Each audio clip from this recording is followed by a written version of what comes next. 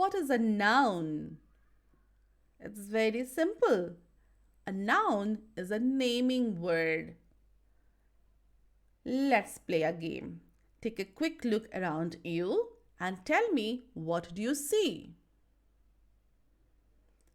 I can see a laptop, a mobile phone, a table, a cushion, a mat, pen, notebook, a window, and outside the window I can see a tree, a bird sitting on the tree.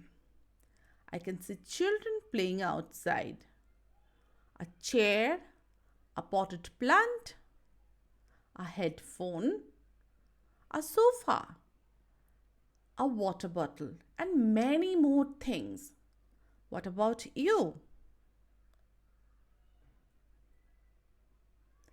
Every single one of those things you just named is a noun. Nouns are the naming words. A noun is a naming word.